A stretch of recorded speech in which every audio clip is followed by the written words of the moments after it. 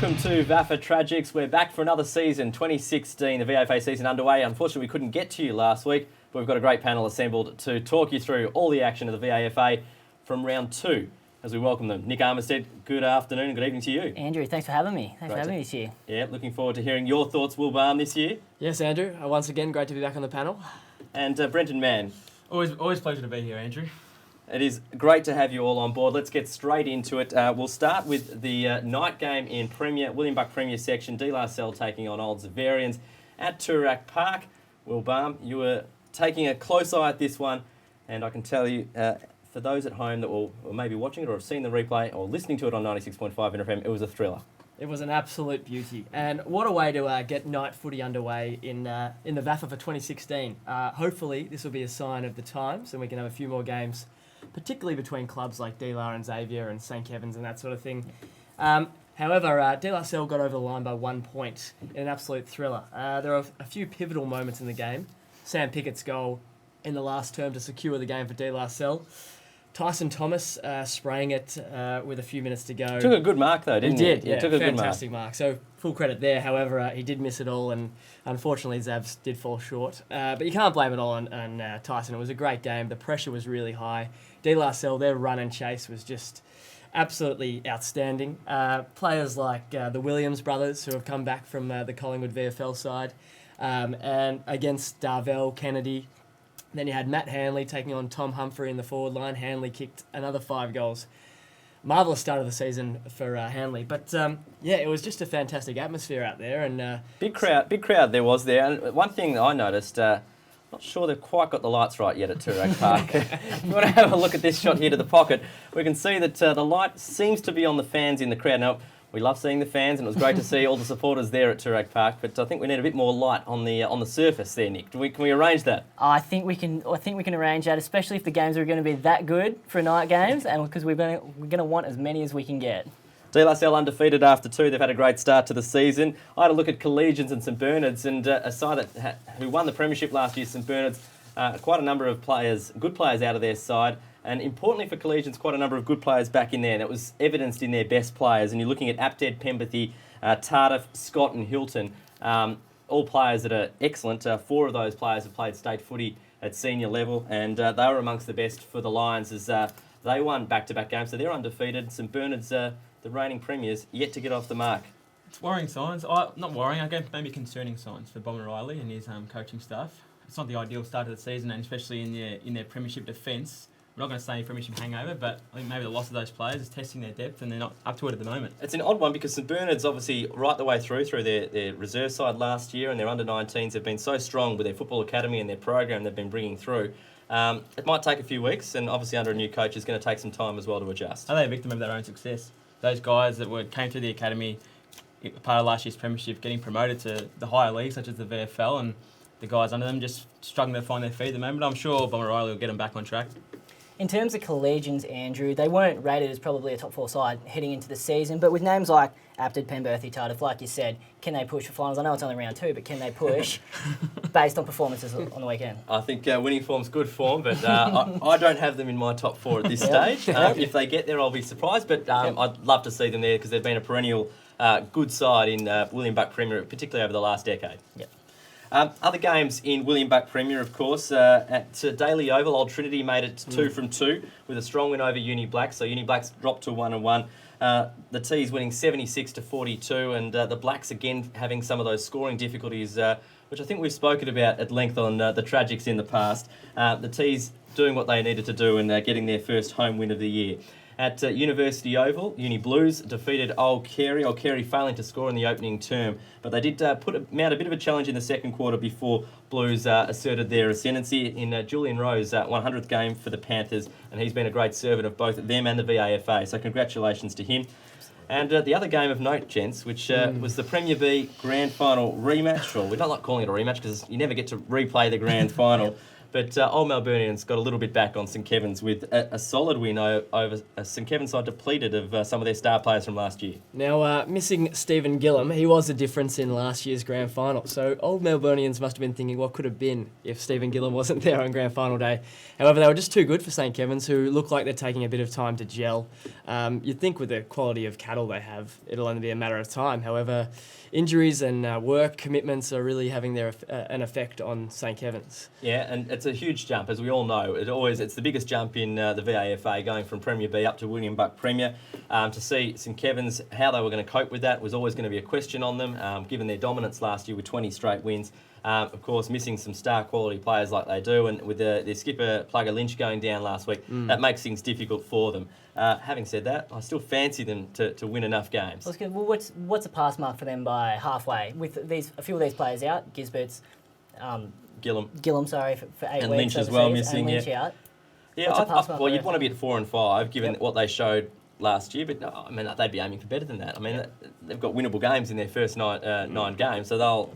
Yeah, but as we know in VAFA football, every game is a tough game. There are no easy games in the William Buck Premier section. We see it so often, and sometimes you go to the other sections and you'll find a team that's struggling. We might see that this year with a couple of teams, but realistically, it's going to be a challenge. But how good is the lineup for the game? St Kevin's v Old Zavarians, 2 old Jesuit clubs taking on each other in the round 3 thriller. And if St Kevin's can get over Old Zavs, then it's really business for them, and Old Zavs might be back to the drawing board. So it's going to be a huge match. Yeah, it is. Match for broadcast though this week, I think, is the University Derby, Uni Blues and Blacks. So if you're hoping for a big clash, then be tuning into 96.5 FM this week. Uni Blues and Uni Blacks, of course, their traditional Anzac weekend clash, and we should pay our respects to all those former veterans and current servicemen and women of Australia who've served for their country. And Anzac weekend, of course, is a great way, and the clubs in the VAFA do such a great job of honouring all of those our former soldiers in the past as well. Right, we're going to take a quick break. We're going to be back with more VAFA Tragics right after this. Anytime is the right time to get fit at Anytime Fitness. Access over 400 gyms across the country 24/7 and discover why more Australians train at Anytime Fitness than any other gym. Go online and register now for your free 7-day pass and feel something better. Welcome back to VAFA Tragics. It's our first episode of the season, so it's time to go to our first news headlines. Here is the manager of the media at the VAFA, Nick Armistead. Thank you, Andrew. 2009 Woodrow medalist Matt Fieldson of De La Salle left the field in the first quarter of his side's match against Old Zavarians on the weekend with a suspected torn pectoral muscle. We can confirm he underwent an MRI yesterday and more scans today. I spoke with Matt earlier and he said although he cannot confirm the injury, he isn't overly positive about the outcome. It will be a huge loss for De La Salle if Matt is out for an extended period of time, but hopefully the star midfielder is back playing sooner rather than later. In the old Ivanhoe and Kew clash, former TAC Oakley player and Kew midfielder Peter Cavalier suffered a suspected dislocated shoulder. Left the field in the second quarter and was unable to return for the remainder of the match, and VAFA Media will bring you further information on that and Matt's injury later in the week.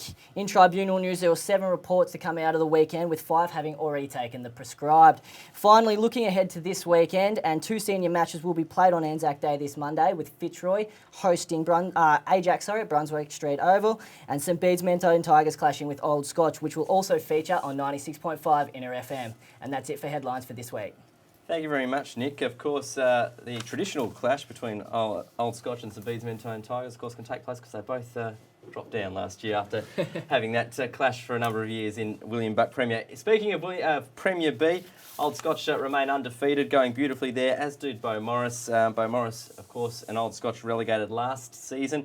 It's good to see a lot of the relegated sides across a lot of the sections are doing quite well with early wins, showing it is quite a difference between the sections as you oscillate between them. Conversely, I guess backing that trend is Old Hailery, who've won 2 straight games after pinching a flag in Premier C last year. Fitzroy, Monash Blues, Hampton Rovers all yet to register a win in Premier B.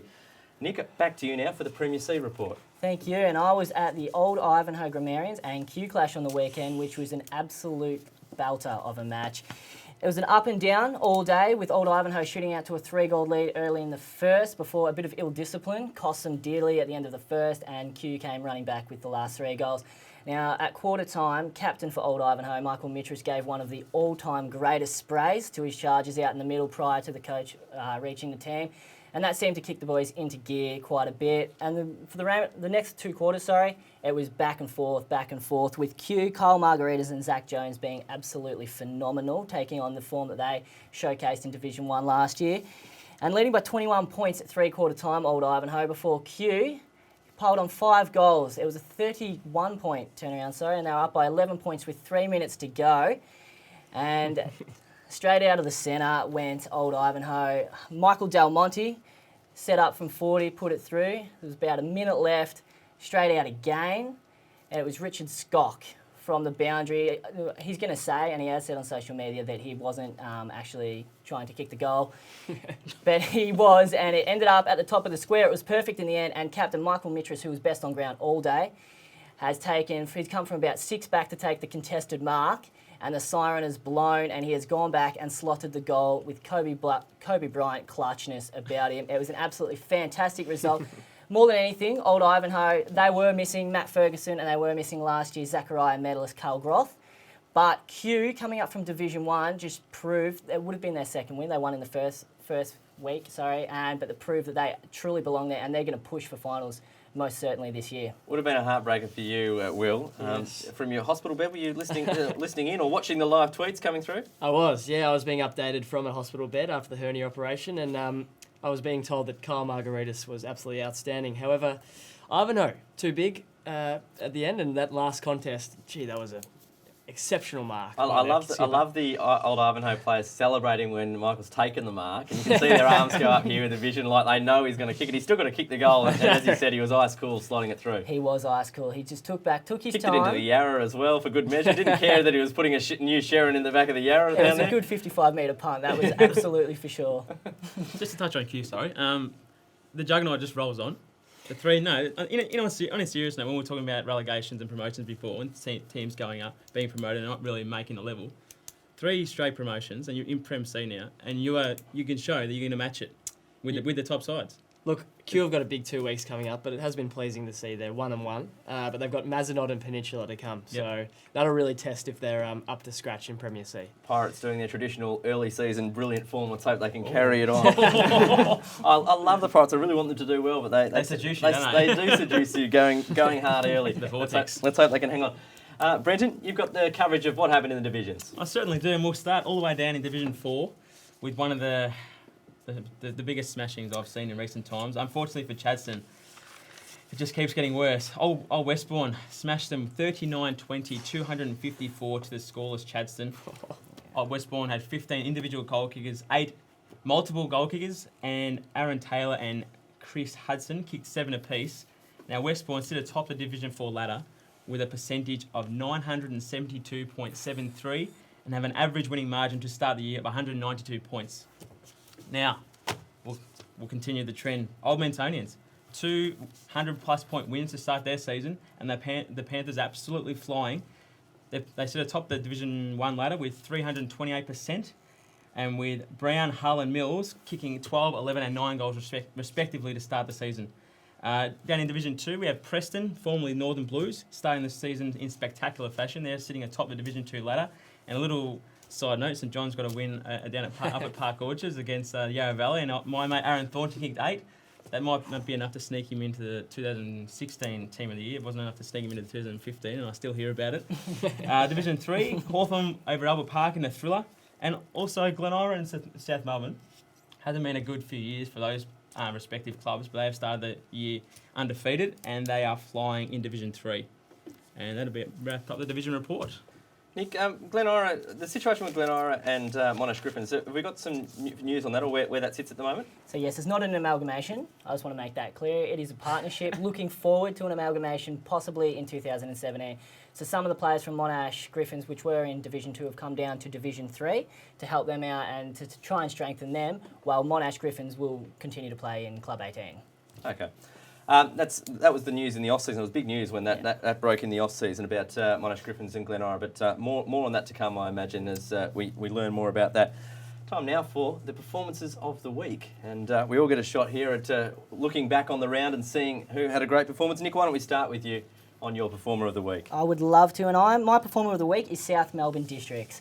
They had a disastrous season last year. They only got the one win in Division 2. They've come down to Division 3, and as Brenton mentioned in his division report, they've won back-to-back games, and they are flying at the moment in Division 3, and hopefully it's looking like a very good season for the Swannies. Will, have you got a performer of the week for us? I do indeed. I went to Premier B, where Old Haileybury have started the season very, very well. They've won their first 2, and of course they're coming up from Premier C. They won the premiership.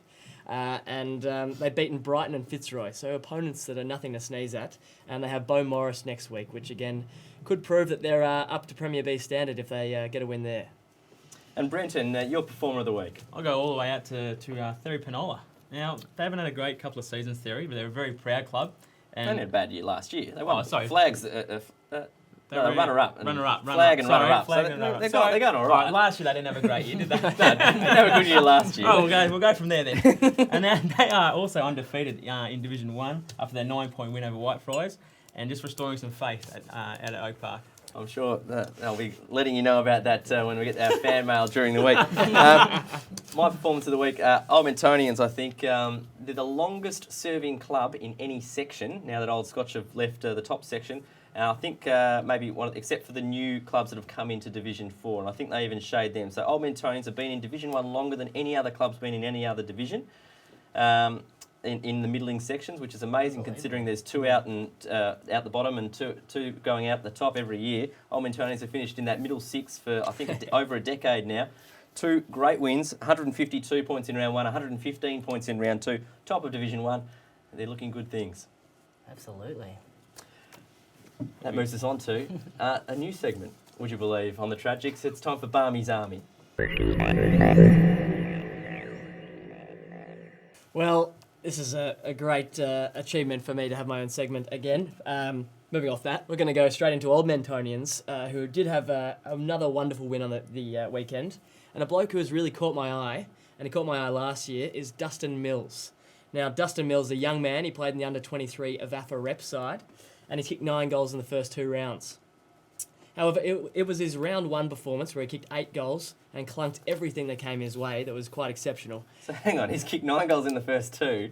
He's picked up 8 in the first 1, so he's kicked 1 last week. Well, 1 last week, but he showed... What's the criteria you're running with? He makes Balmey's Army. Well, we didn't have a show last week, and I think his game in round 1 was good enough to deserve a spot. And below his knees, he's fantastic as well. And you're going to watch him, Andrew, and he's just going to keep producing, and he will be in the team of the year by the end of the year. So welcome aboard, sir. How many spies do you have circling the VAFA? Oh, plenty, mate. Particularly down at Old Mentonians. They love me there. Now we're going over to Old Trinity. We've got Andrew Kyriakopoulos, who has had a miraculous start to the season. Probably not the word to use there, but his performance in the grand final last year was outstanding. I thought he was best on ground for Trinity and almost best of field if it wasn't for Hannon out there. But his first 2 games this year have been tremendous. He leads the run and carry style of play down at Old Trinity, and he's also a goal kicker. He kicked 2 goals on the weekend in their victory. He'll definitely be featuring in the team of the year at the end of the season, and he might even be featuring in the Woodrow Medal top few. So well done, Andrew. Welcome aboard.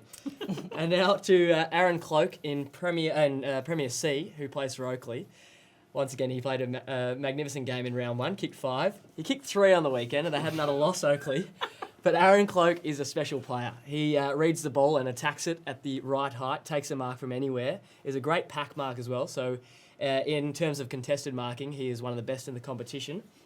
And he is clearly Oakley's best player. They just need a few more like Aaron Cloak to get around him, and perhaps Oakley will... I think he's under 22 still, Cloak, and he's kicked over 300 VAFA goals, so he's a star. He kicked 73 last season, so welcome aboard, Aaron. And this weekend is a huge weekend for Balmey's Army because it is Anzac Day. I was going to say we're going to play the last posts. That's right. You'd think so, but good luck to all my troops out there playing on the weekend. Great work there, Will. Great work, everyone. It's been great to bring you VAFA Tragics again this week. We hope you've enjoyed the show. To Nick, Will, Brenton, and myself, Andrew Leonard, we hope you can join us again next week on the Tragics.